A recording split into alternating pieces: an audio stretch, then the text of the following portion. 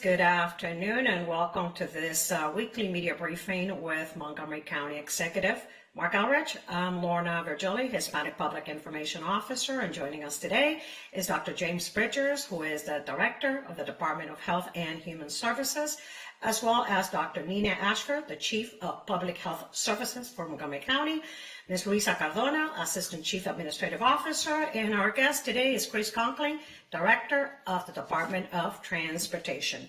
Thank you for joining us. Mr. County Executive, the floor is yours. Thank you. Thank you, everybody, for joining us today. It's been a rough week. In the days leading up to this storm, I stressed the importance of patience. Our weather forecasters helped us anticipate the ice that came with the sleet we saw on Sunday. Anticipating it and having to live with it are very different things. The snow and ice removal process has been grueling. In the past several years, we've gotten very used to just brushing light snow off the road, but this storm is not going away so easily. The persisting cold will continue to stick around, making this job even more difficult. I remember just waking up the other morning and looking outside, and there was sun, and I realized nothing is melting. The sun is having no effect on anything because it was so cold, and it's not going to get above freezing until after the weekend. So the snow is not dissipating by itself, and the freezing that occurred has made this much more difficult. In the past several years, it just hasn't been like this.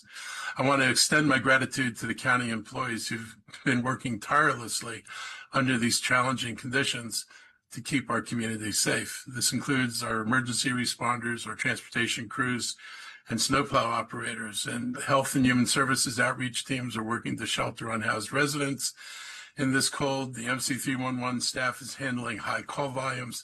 I also want to recognize municipal governments, the nonprofits, the faith organizations, the community groups, all the volunteers and elected officials at every level who stepped up to help neighbors and strangers alike.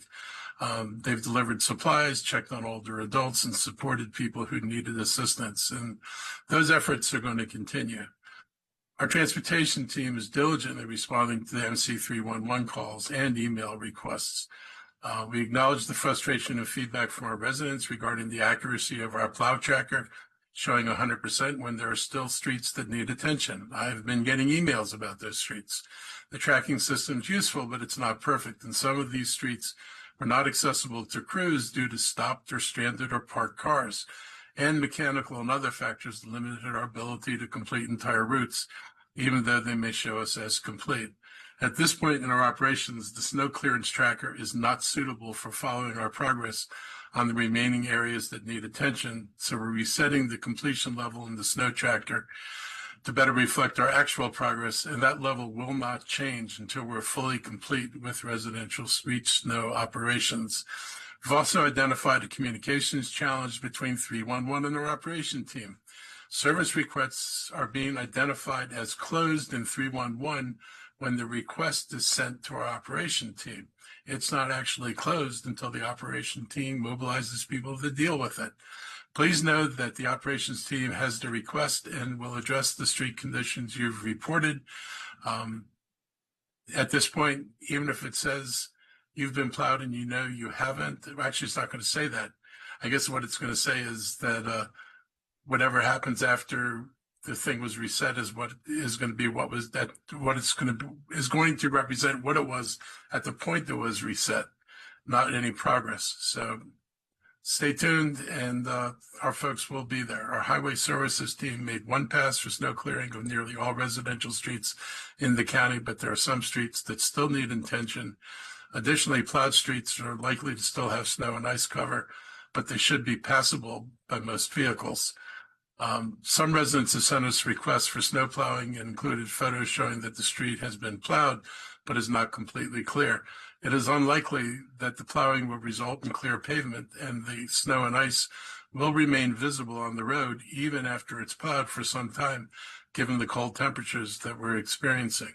One of the things that was pretty much impossible for many people to do was, we had originally said park on one side of the street, the first day, and then park on the other side of the street the next day.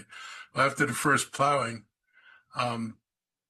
with so much frozen stuff, people never dug their cars out and never moved their cars to the other side of the street, because what should have been an easy, well, nothing's easy with snow, but what should have been relatively easy is moving snow turned into an ordeal of people trying to move ice, and a lot of people just simply couldn't do it or do it within a reasonable time frame.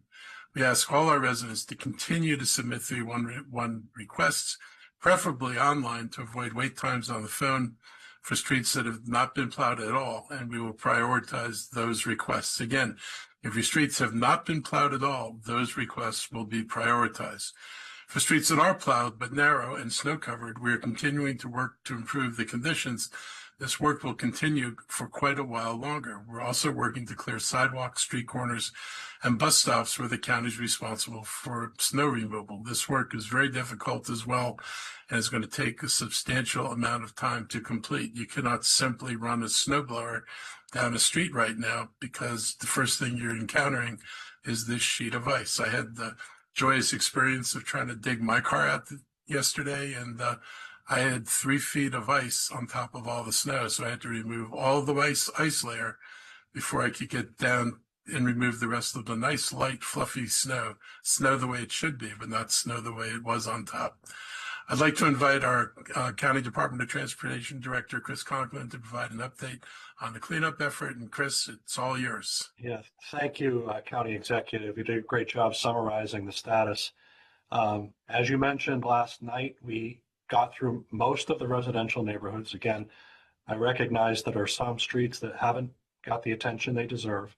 We're working through that backlog of requests and are continuing to work to widen out and improve the residential street condition. We are trying our best not to plow you back into your driveway. It's very difficult for us to control, sometimes impossible, where that snowbank goes. And when we move snow off the street, it has to go somewhere. And oftentimes it ends up in a pile along the edge of the road. But we'll do our best not to plow you back in, but I cannot offer you no guarantees that you won't have a new snowbank at your driveway as we get through all those residential locations. You mentioned sidewalk clearing. Sidewalk clearing is very difficult. We have our crews out there working on it, trying to get the sidewalks cleared. And similarly, our highway team is assisting our transit team in making bus stops more accessible. That work is going to continue likely through the rest of this week. We are also working on snow hauling operations. We've completed much of the work in Bethesda and Wheaton and in Clarksburg and Germantown, and we'll be doing more snow hauling operations out of Silver Spring overnight tonight so that the business districts are more accessible. As you mentioned, 311 is the best place to get our snow clearing requests. They are processed through an organized system and get to our dispatch teams and our snow operations center that way. Wait times have been somewhat long for the call volume, we understand earlier today, but there's no difference in the prioritization of a live call to 311 compared to an online request for service. So that's a great way for you to get information to us. As the county executive mentioned, plowed streets are still snow covered. So before you think your street hasn't been plowed, make sure that it actually hasn't been plowed. And if there are, there's more than 3 or 4 inches of snow on the street, then it probably hasn't been plowed. And we would appreciate you letting us know that and being very specific in your service request, whether the street has been plowed or not. We are also reviewing these locations with our own inspectors and crews as they're out in the field, but your requests for service are helpful. I do want to acknowledge the frustration of being stuck at your home for an extended period of time. I know that it is draining and frustrating, and there is no differential treatment between the neighborhoods in this county in terms of some people getting snow service and others not. We have as many complaints about unplowed streets in Bethesda as we do in Aspen Hill or Silver Spring or the Up County. So please know that we are not picking and choosing favorites in how we handle these snow requests. They are being handled equitably based on the severity of the need, the time the request has reached us. We are working hard. Our crews are working hard. Our equipment is working hard, and some of it is breaking. The snow is snow and ice is very difficult to move, and the equipment has been at it now for 6 straight days, and the same toll that it takes on our community who's stuck, it takes on our staff and on our equipment. So I'm thankful for our partners in the Department of General Service that are getting these equipment repaired quickly and back in service, and thankful to the crews and DOT who have been now stationed at work locations since last Thursday, and have persevered through very difficult conditions to continue to serve the community. And please know that we are sensitive to the frustration you all feel and are working as hard as we can to get everybody cleared and freed so that they can conduct their regular business. I'm happy to answer questions at the end of the discussion. Thank you, Director Conklin. Mr. County Executive, would you like to open it up right now for questions? Yeah, let's talk about snow right now. Okay, let's talk about snow. All right, members of the media, please raise your hands. And I see Ms. Hackaby from Bethesda today. Go ahead. Hello. I am just wondering if either the transportation director or the county executive can give us an update on like percentage of streets that have been plowed at this point. Yeah, we're over 90%. Okay. We don't have a lot of confidence to say where in the 90s we are.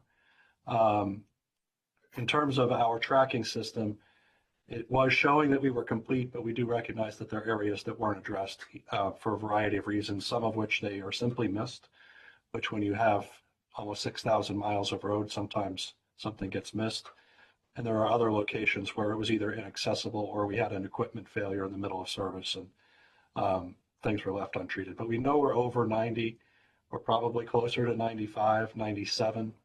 But we don't want to give a percentage beyond the 90%. And we're going to hold that completion level that you're going to see in the snow tracker at that. I think we set it at 93. We're going to leave it at that level until we are completely done with residential snow operation. Thank you. But to reiterate a point that Chris Conklin just made, if we're at 95%, that still means almost 300 miles of road are being cleared, right? We have 5,400 miles of roads to clear.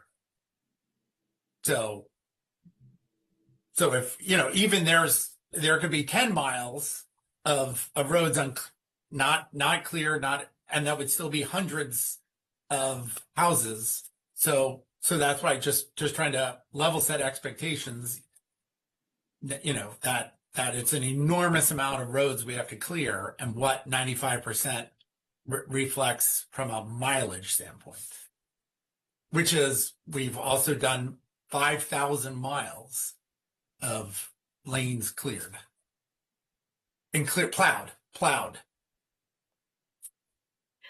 Thank you, Mr. Madaleno, who is our Chief Administrative Officer. I see Nicole Asbury, the Washington Post. Go ahead, Nicole, you have a question? Yes, thank you so much. Hi, everyone. Thank you for putting this together today. I have two in particular. One of the first things that I'm really curious of is, it was mentioned that there are some equipment failures that have happened mid-plow. Can you be a little bit more specific of what the nature of those equipment failures exactly have been? And then I have another question right after that. Yeah, no problem. So some of those equipment failures are transmission failures, rear differential failures, so the gear system that powers the rear wheels, hydraulic system failures, that is how the plow is operated. Nothing unusual when a piece of equipment is in extreme use and under extreme stress. A lot of this plow equipment is designed to move lighter snow, as the county executive mentioned, and not at the depths and not at the degree of hardening we've had. So we have deployed a lot of other heavy equipment. But the failures that we have noticed are mechanical, the drive system of the vehicle, and hydraulic, the system that operates the plow. And sorry, I realized I actually have two more. One of the other things I wanted to ask about is I know WSSC Water has reported a few water main breaks. Has that curtailed or had any impact on plow removal operations, or kind of how are those two things coinciding? And I know that might be a larger question for other folks as well. I can answer that question to some extent. It does take some of our resources, because when we have a water main break, we are assisting WSSC with clearing those locations and trying to find out where they are. So there are some crew and equipment assignments to those water main breaks. I wouldn't say that it's a major factor in the overall operation, though. And then my last question particularly has to do with the 311 system and kind of the reporting and requests being marked as complete. You know, I'm curious, what is the timing or with it happening in specific right now? Has this been an issue that has ever been noticed before during previous snow emergencies, or is that still being understood as to, you know, why it's coming up in this particular snow emergency? We have a representative from 311 here, but I'll start and then hand it off.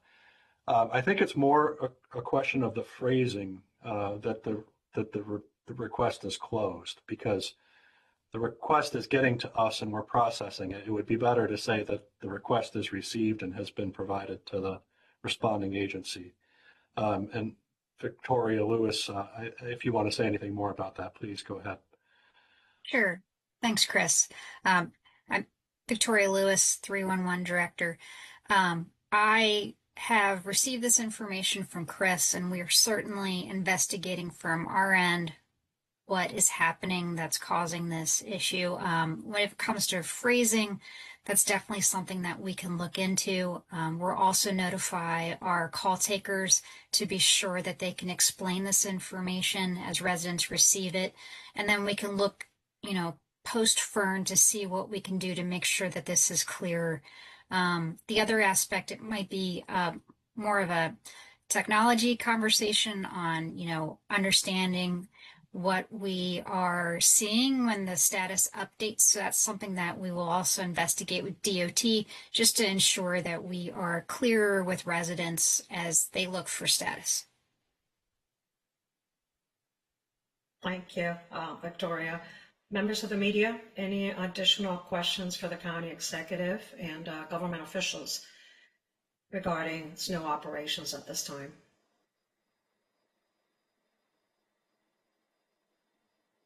No more questions?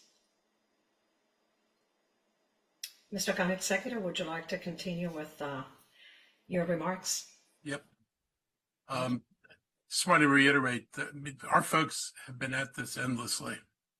And I just want all our residents to realize nobody's taken any breaks. We have put every effort our people can possibly put into to get this ice out of here, but it has been a problem. And then speaking of ice, watching what happened in Minneapolis last week, lost 2 innocent lives this month, is, you know, it's just beyond tragic. And, you know, aside from the federal occupation, which is absolutely unnecessary, and the lawless manner of federal agents, including ICE, nationwide, this has eroded public trust and violated fundamental constitutional rights. Watching a man murdered on the ground, shot by not one person, but two people, is just absolutely astounding. It is cold-blooded murder, and there's no other way to call it. That is what it was. There was no reason for doing that to somebody who was filming them with a dangerous camera, apparently. And the fact that this is the second killing it's kind of unprecedented. I went through lots of demonstrations in my time. Haven't stopped going to demonstrations. People did not routinely get shot in demonstrations. It was not a normal thing to see violence at the level that you see right now. And it's disturbing to see the utter disregard for people that's being exhibited by the federal government. It's amazing they actually managed to infuriate gun rights activists by saying, well, of course they shot him because he was carrying a gun. For all the gun rights activists who think that's a God-given right to carry guns, it was quite a shock to hear the president say something negative about carrying a gun. It's all sad, and it's just amazing we find ourselves in this position. For a policy that was supposed to be taking the worst out of the community, it's taking anybody out of the community they can get their hands on. They're not picking up people who are criminals. They're not focusing on criminals.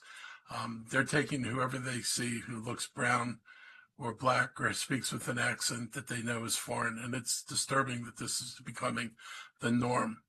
And Montgomery County so far has been lucky in the sense that the activities here have been smaller. We get people picked up routinely here, but nothing like what we've seen in Minnesota, Chicago, Portland, Los Angeles, but it is coming here. And I think everybody here needs to be sober and real about this. The ICE is hiring up. We've heard reports that there are going to be 250 agents coming into the state, and that Montgomery County and Baltimore City are two of the targets of those agents. So don't get too comfortable or passive about thinking that what we're seeing now is just what it's going to be. It's bad, but it's not what you're seeing in these other jurisdictions. Their plans are to come here and operate the way they've operated every place else, unless the president or the clowns in charge of these agencies make it very clear that they're not going to continue to operate this way. But if this is going to be rabid, random pick and grab, and just take who you can get and not focused on any particular targets like criminals who they say shouldn't be here, we're going to see very different things in Montgomery County than what we've been experienced. I don't know if it's coming this week. I don't know if it's coming 2 weeks from now or a month from now, but that certainly is their plan. They are certainly hiring ICE at a level that would only be deployed, or it's only a level of ICE agents necessary only if you're going to deploy them this way. So I hope that everybody just has some sober sense of what could possibly happen here.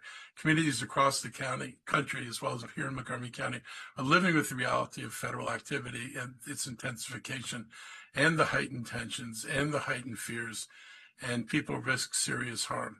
When federal immigration enforcement looks and feels like a military occupation, trust collapses and violence escalates.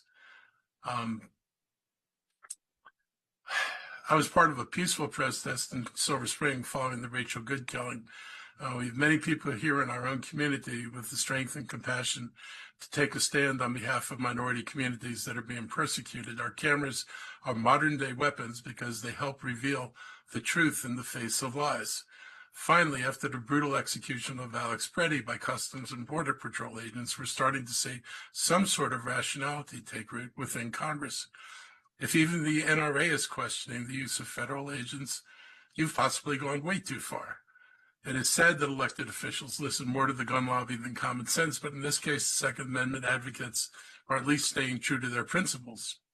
No neighborhood should feel like a battlefield. No family should fear the routine encounters with federal government officials will end in violence. Nobody in Montgomery County should worry about their kid being kidnapped from on their way to or from school and being dangled outside of their apartment building as a bait to force a parent to come outside and get their kid. That should not happen anywhere.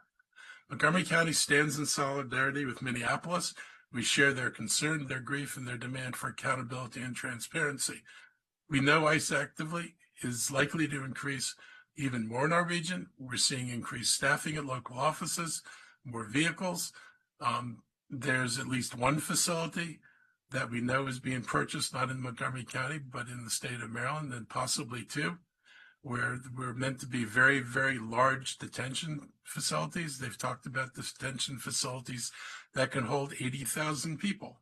So they're not talking about a few detentions here and there. We're coordinating with the governor's office and local justice partners to share information and prepare for this. In the meantime, I urge more people to please don't engage or interfere with federal agents, because at this point, many of them aren't following the law. Attend your Know Your Rights presentations or watch them online to better understand constitutional protections and legal options, including training for those who want to help document enforcement and do it safely. Families who may be impacted by immigration statutes should create a comprehensive family preparedness plan. The community should continue to support established organizations standing with and serving immigrant needs by donating time, money, or resources. The Amicus Center for Immigrant Rights, Catholic Charities, Carecen, CASA, and Identity are just a few. And further support can be found at the county's Gilchrist Immigration Resource Center. We need elected leaders and the public to get behind these efforts to stop these illegal federal immigration enforcement activities within neighborhoods. It's a matter of protecting lives and preventing a miscarriage of justice by ignoring the Constitution. Since silence and delay are not leadership, people need to show leadership. In case you missed the announcement last week, I should shift this a little bit different. I'm going to turn to a happier topic now. Since you missed the announcement last week, we received great news in the community of Long Branch that was designated as a Main Street community in Maryland. This is a major milestone in the revitalization of one of our most culturally vibrant commercial districts in Montgomery County. It is also one of the districts that is most likely to see ICE activity.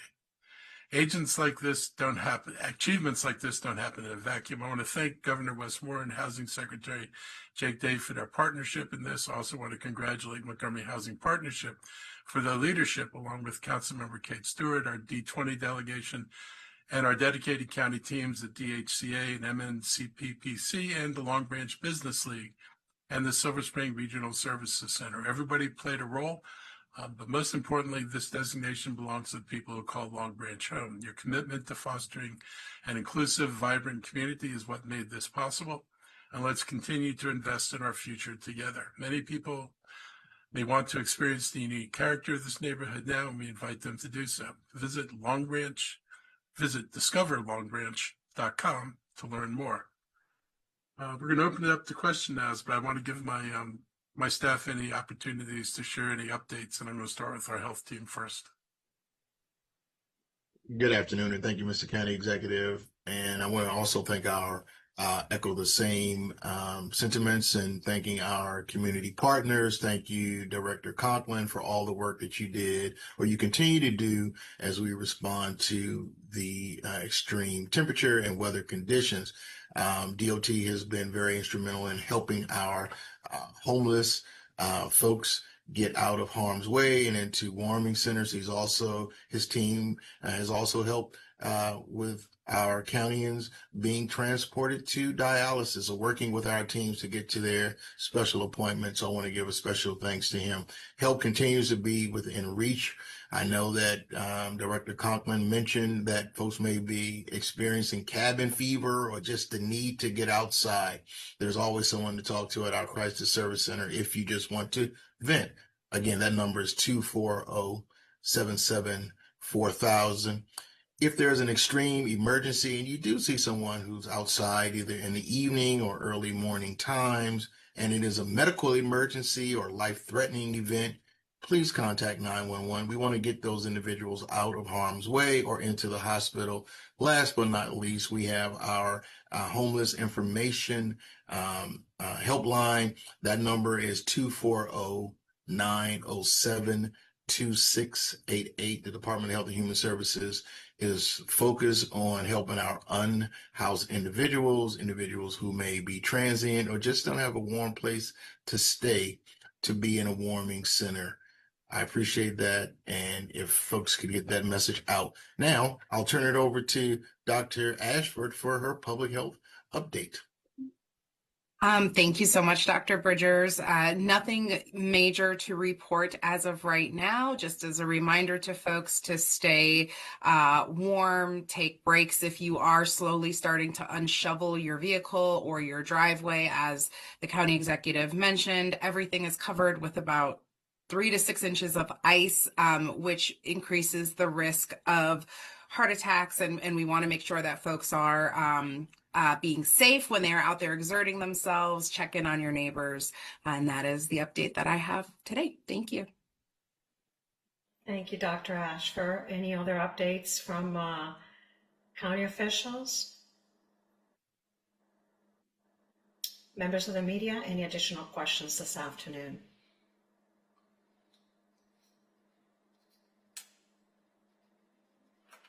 No more questions?